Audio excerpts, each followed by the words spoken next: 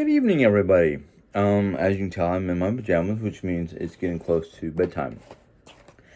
And I had told you or on a previous video from earlier today, that I was going to maybe try to do a Bible study. Well, our adventure to Springfield started a little later than I thought, and lasted a little bit longer than I thought.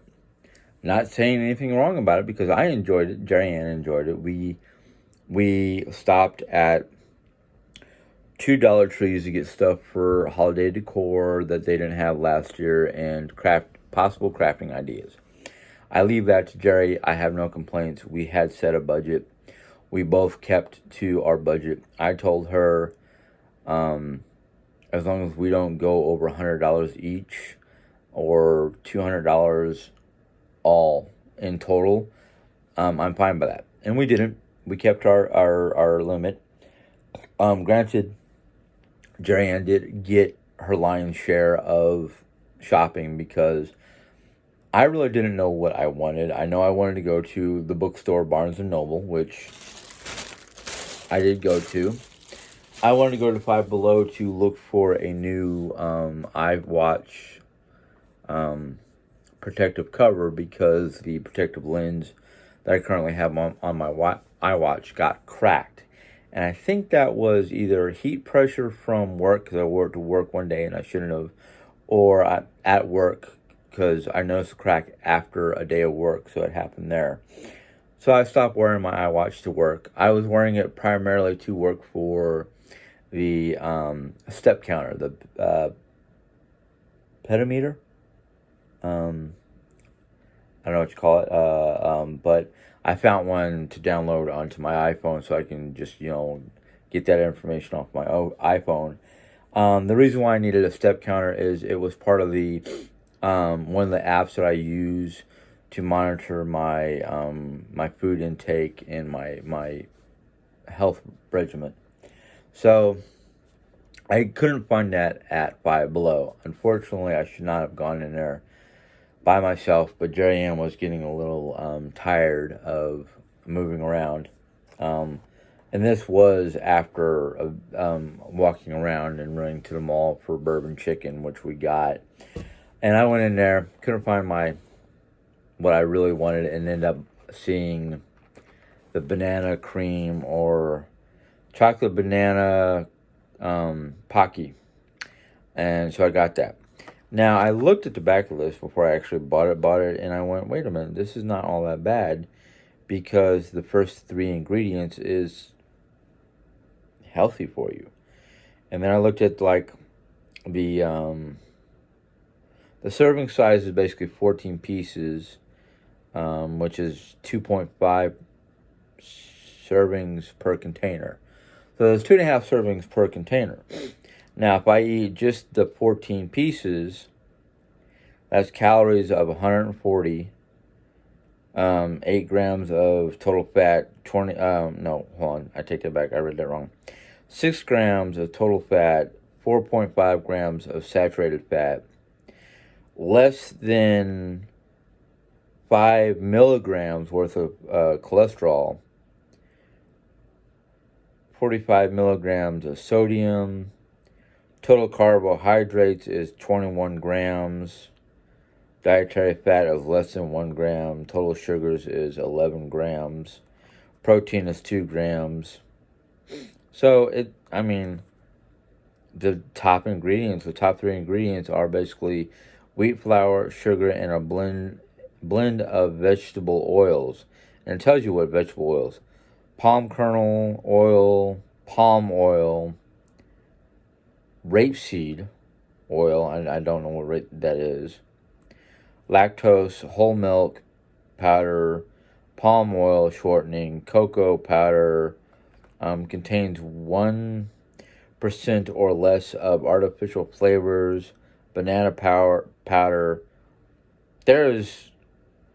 It doesn't, not until the very end where it talks about yeast leavening, and which is sodium or bicarbonate and beta carotene color. There is nothing artificial in here. except for, I'll take that back. It was like less than 1% of artificial flavors. Less than 1% of artificial. So, and it does give you the warnings, contains wheat, milk, and soybean, product of Thailand, manufactured in a facility that uses almond and coconut. So it gives you those warnings in case you're allergic to almond or coconut. But I bought 2 boxes. Hopefully they will last me a while.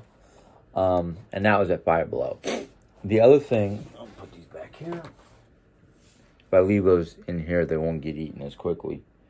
Then at Barnes and Noble, I got 2 books. Jerry Ann told me go in there, look at your different books that you're thinking about getting, and scan them with the Amazon app to see the different costs. 2 particular books I was thinking about getting, they were in the $20 to $30 range, and they were like anywhere from $10 to $15 less on Amazon.com. And I just kind of went, they're probably even less with the fact that I have my Prime. Me and Jerry are Prime members. So I was like, you know what? I'll just click the heart next to the book and talk to Jerry Ann about those books because they're cookbooks. But I got something for Jerry because of the fact that I know how much of a Harry Potter fan she is. And granted, she's not a bookworm like I am. I'll read like crazy until I'm not happy with the book or I'm getting too tired to read. So I picked up 4 Harry Potter character book clip magnets. And I love these because I've got a bunch of them for myself and all my different books because you can clip it on the page and the 2 magnets will meet or connect in between or over the page. So when you go to pick up your book, all you have to do is find a little magnet where it's sticking out of the book a little bit and turn to that page. But it's Harry, Hermione, Ron, and I keep on forgetting this kid's name. He's from Slytherin. Draco Malfoy. Took me a second to remember. But I got those for Jerry. I know she'll love them, but she'll be like, well, what am I going to use them for? I'm like, I don't know. Just put them with all your other Harry Potter stuff. Now, the first book I'm going to show you I got is because of the fact I've been looking for a book that basically it's a book of Viking mythology. From the voyages of Leif Erikson to the deeds of Odin. The storied history and folklore of the Vikings. So this is a combination of folklore and the saga, or a couple of the sagas or historical pieces of information that has been discovered and rewritten on. I'm going to read the back real quick. Discover the history and fables of these Nordic warriors and explorers. For thousands of years, Vikings have held a storied place in our culture. Their distinct appearance, their mighty longships, their reputation for causing death and destruction. But who were these strange and mysterious folk? The book of Viking mythology retells the stories of the Viking people with myths of their gods and goddesses, monsters, and great heroes, from tales of beautiful and powerful Freya to the golden-toothed Heimdall and the wolf Fenrir. I can't even pronounce Fenrir. I'm just going to spell it Fenrir. This book explores all the figures and tales that make up Norse mythology, along with these legends of seafaring, dwarves, giants, and the exploits of Thor. You will also discover the influences Viking culture has had on our own. It's a true exploration of Nordic culture and a glimpse into fascinating storied time in history.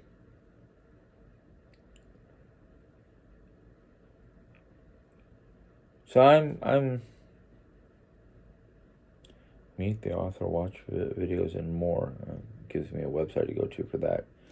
So I'm like, I read this and I'm just like, I'm curious to see what they have to say about Norse mythology and all their different stories and poems and the different deities. And I mean, literally, this is, by the looks of it, just flipping through it, it looks like a very interesting, like, I guess the only thing that would be better than this book when it comes to dealing with Norse or Viking history is look for books on with their sagas. And basically the sagas are how the Nordic people wrote down their history, and it wasn't always written down by the Norsemen.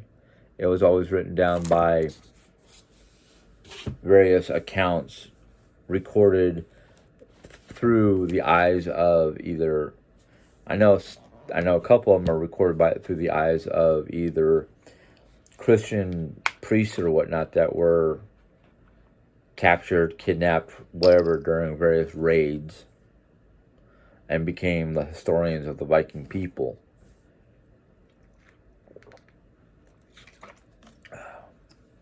The second book that I got that I'm really interested, I'm glad I found it, and I found it for cheap. It was literally on their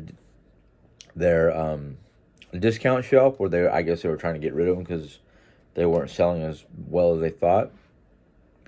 And it only cost me $8. $8.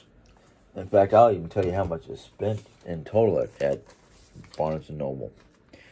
Barnes and Noble cost me $32.37.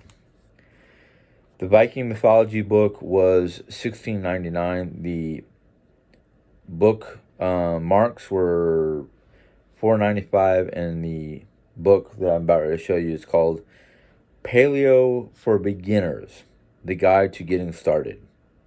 Was $8. And of course you got your sales tax and whatnot. So it was like $29.94 before tax, $32.37 after tax. But this book I was thinking about getting, and the reason why I was thinking about getting this one and finally got it is two reasons why. One, it was suggested to me for my dietary plans or desires. Two, it is ancient. They talk about ancient foods for modern people. Well, in some sense, Nordic or ancient Norse Viking type foods were probably closer to paleo than the Nordic Way book that I started with. But the other book that I want to get, which is like, it was $32 at the bookstore or at Barnes and Noble, but it's like 20 something dollars, 25, about $10 cheaper through Amazon.com, is called can't remember what it's called off the top of my head, I'm sorry, but it's a book for diabetes.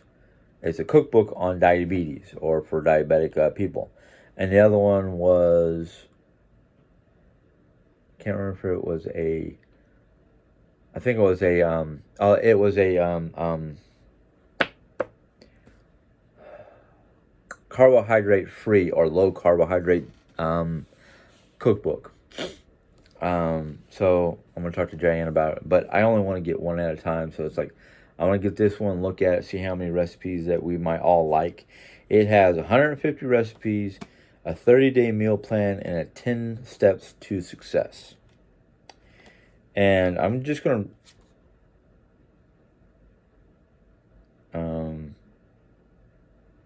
okay, here we go. I want to read the back of this. This has actually got a book. It's like, oh no, it's not. It's a faux. Oh, I can use that for marking my place if I wanted to. But anyhow, it's on the back. It says here, ancient foods for modern people. What is the paleo diet anyway? The easy answer is that the Paleo, short for Paleolithic diet, means learning how to eat more like our ancestors did. That involves avoiding the grains, refined sugars, dairy, salt, and processed foods that make up so much of the modern day diet. Instead, following the paleo diet means eating more of the meats, fishes, fruits, and vegetables and nuts that our hunter gatherer forebears did. Inside, you will find an introduction to the paleo diet, including the science behind it. Now, I'm glad they're going to add that part because I have found that every book that I've ever read that has to do with some sort of diet never added the science behind it. That's one of the things that made the Norse way, the Nordic way, not Norse, Nordic way book easy for me to understand and follow and get into, was the fact that it added the information about the science of the diet. And this is just basically the guide to getting started. I saw at least 3 other paleo type cookbooks that weren't for beginners. It was just the mainstream. If you've done this, you probably want to do this more. Second thing it says here is easy to follow plans for changing your food shopping habits and staying paleo even when not eating at home. Okay, that's interesting. 50 delicious recipes, paleo foods, and cooking methods. If you're interested in losing weight, reducing your likelihood of cardiovascular disease, or simply becoming healthier, then paleo for beginners is for you. Now, don't get me wrong. I'm not changing up my plans for a healthier lifestyle. I'm using this in conjunction with the Norse way, the Nordic way. I keep on saying Norse, the Nordic way book that I have. Now, this is just to help me understand what paleo is and to get introduced into more recipes. Now, one of the things I did ask about when I went into the bookstore, I first went straight to the health and wellness section. Couldn't find any books or anything like that on Nordic or Norwegian style foods, because I think those are probably about the healthiest foods on the face of the planet. I might be wrong. This is my opinion. Then I went over to the actual cookbook section, and they had like cookbooks from every country except for the 3 that I'm looking for. German cookbooks? Nope, they didn't have those. Norwegian cookbooks? No, they didn't have those. Scandinavian cookbooks? No, they didn't have those. They didn't have any of those 3 countries. They had all kinds of French and Italian and Vietnamese and Chinese and Japanese. Nothing on any of my 3 countries. Not putting them down. They didn't even have anything on like Scottish or Irish cooking or cooking from the UK. It was all, other countries. I mean, the closest thing they might have had in there for various different cookbooks would be like Gordon Ramsay. He'd probably be about the closest thing to UK type cooking. So I was just kind of like, yeah. They had, like I said, they had Italian, they had French, they had Vietnamese and Chinese and Japanese. Nothing from Scandinavia, nothing from not even a German cookbook, which I was kind of like, really? Not even a German cookbook for Missouri, this part of the country, because Missouri was built or basically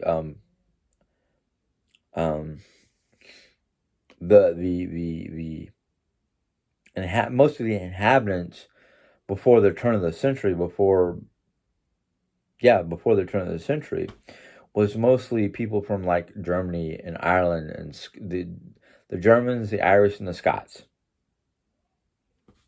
The Germans, they discovered an area here in Missouri called Herman, and that whole area is like wine country, which is exactly what German, what the German emperor of the time, Ludwig, I don't know which one, but it was one of the Ludwigs, said, go to the New World and discover a place in the New World similar to Germany. Now, the Irish and the Scots were basically, they were brought over here for the mining aspect. And that's basically what my town is it was originally, the college here in my town originally started out as miners because it was based on geological mining type education.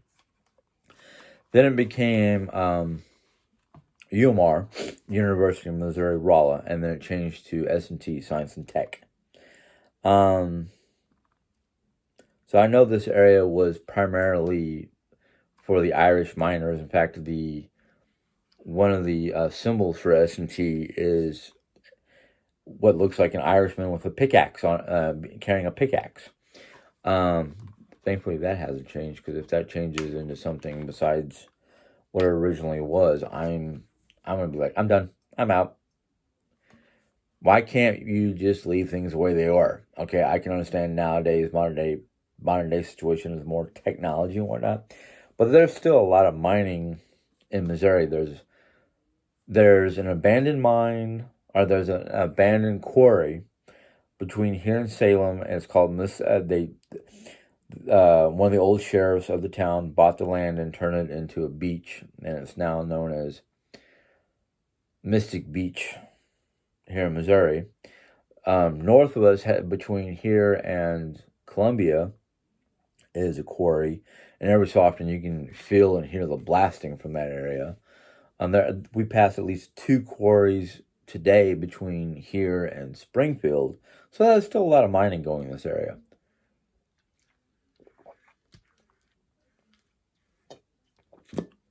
Yes, I finished off a bottle of Mountain Dew.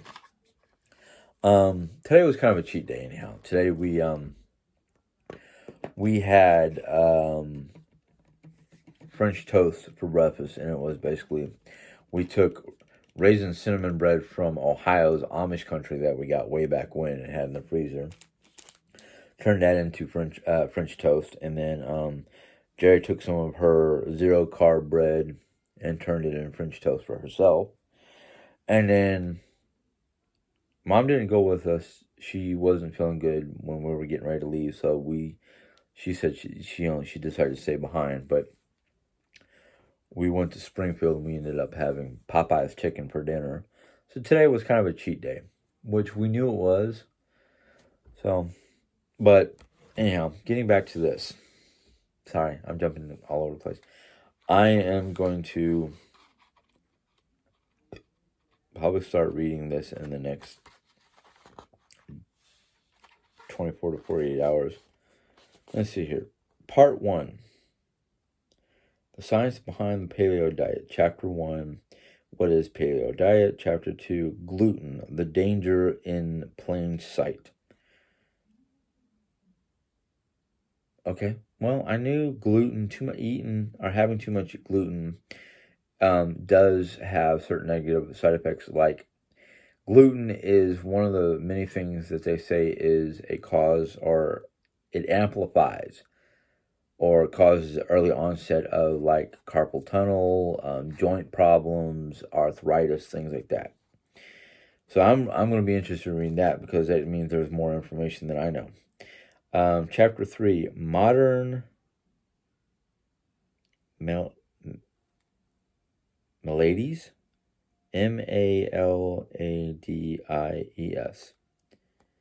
diseases of inflammation, no? Diseases of affluence, affluense. I'll have to ask Jerry about those words. Part 2, making your move to paleo. Chapter 4, the paleo pantry. Transferring your kitchen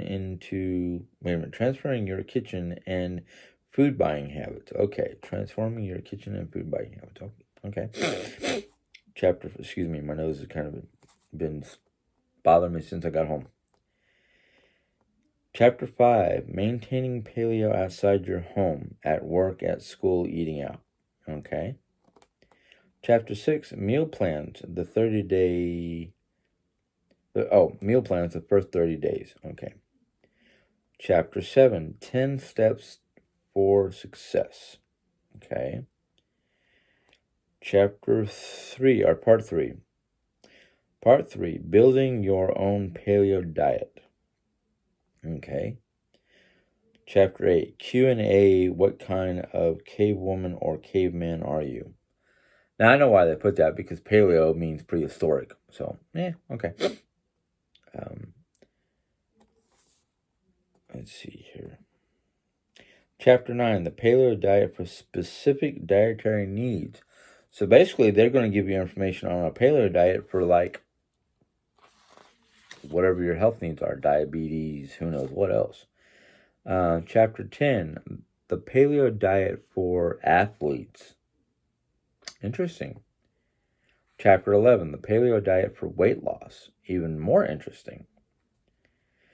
Part 4, 150 paleo recipes. Chapter 11, 30 paleo breakfasts. Chapter 13, 30 paleo lunches. Chapter 14, 30 paleo snacks. Chapter 15, 30 paleo dinners. And then chapter 16, the area that everybody wants to read first, 30 paleo desserts. Then it's got the glossary and national value of paleo foods, your paleo shopping list, references, and index. You know what? For shites and giggles, let's just do exactly what everybody likes to do first. Paleo desserts. I'm just going to read. I'm not even going to look at the recipes because they give you a list. Fresh ginger cantaloupe. Okay. Poached peaches. Okay. Spiced pear and applesauce. Barbecued peaches with cinnamon? Truffle? No. Tofu? No, that's not tofu. Toffee apples. Ambrosia with coconut and almonds. Slow-cooked peach and plum confit. Vanilla custard. Vanilla bean cream with peaches. Okay. Mango almond custard. Slow-cooked carrot pudding. Carrot pudding? Okay. Decadent chocolate mousse. Now, I don't know, because I would not think chocolate would be something of a paleo thing, but I guess it is. Chocolate fondue. Dark chocolate pots de creme. Lime cookies. Lemon slices. Coconut snowballs. Now, some of these things, especially when it comes to like coconut, I'm not a real big fan of raw coconut. I'm not a big fan of coconut, period. But I don't know. My tastes are changing. Cantaloupe granata. Okay. Coconut sherbet. Pineapple gelato. Okay. Strawberry ice cream.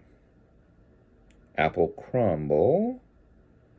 Pecan pie. Rich chocolate banana pie. Apple pie cupcakes with spiced frosting.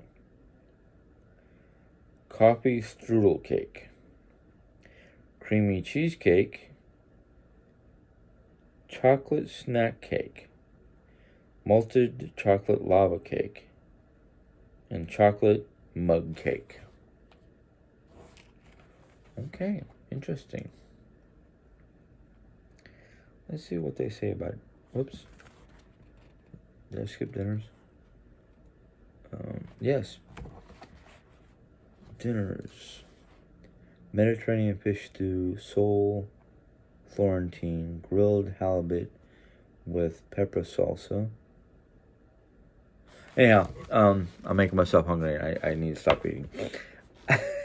That, in fact, I want to get off this because it's getting late. I need to start settling in for bed. So, that's my haul for today. I hope you guys enjoyed what I got. If you did, give me thumbs up. If you have any questions or comments, go ahead and write them down. I will try to answer them because I just got this stuff. So some of your questions might be like, well, I can't answer that just yet because I got to read the book and figure it out. Same with the Viking mythology book. I got to read it before I can really answer your questions. But I will take your questions into consideration and answer them as best as I can when I get to the chance. I know a lot of you enjoyed watching me cook, and the Norse recipes. I've got most of them down pat, so I'm thinking that the next time I go to make one of the recipes from that book, I will go ahead and videotape it. For the most part, they're really, really, really, really simple recipes that don't take a lot of effort. And that's probably one of the reasons why I'm enjoying cooking them, because they take very little to no effort. But yeah, I will try to remember to start recording those. For those of you who look forward to the days that I do Bible study, my hours for my job are starting to change, and I'm thinking that if I do nighttime videos like this one, I might be able to do more of the Bible studies on my work days, because they're quick and easy videos for nighttime. That, in fact, I know from past experiences that when I did nighttime Bible studies, once my brain kind of relaxes or calms down enough to go to sleep, my rest period or what the doctor would call REM sleep are a lot more subtle and not agitating, where I'm either tossing and turning or waking up in I don't even call them night terrors, because they're not really scary. I wake up sweaty, or I just wake up, rapidly, which sometimes that rapid awaking causes the dream or whatever was going on during the dream to disappear, because I used to write down in a journal the dream. Two reasons why. One is I tried to figure out what the message or what was going on in my head to cause that dream. And two, this was way back before I got back into my true religion, my Christian mindset. I used to try to read various books to translate the dreams, basically. Which I don't do anymore. Two reasons why. Most of the time when I wake up, I forget the dreams automatically, real quick, unless there's something about the dream that sparks a kinship with what's really going on, or those kind of dreams where you go, that must have been important because I remember everything from that dream, but how does it connect to reality, the waking world, however you want to put it. But anyhow, that's what I'm going to be trying to do. So, yeah. If you enjoyed this video, give it a thumbs up. Again, I'm repeating myself, and I'm sorry. If you have any questions or comments, go ahead and put them in the comment box. If you're new to my channel and choose to subscribe because you want to hear more about wherever I'm reading or doing, go ahead and hit that subscribe button, then hit that little bell, and YouTube will let you know when I put in a new video. Until next time, God bless and have a good night. Bye.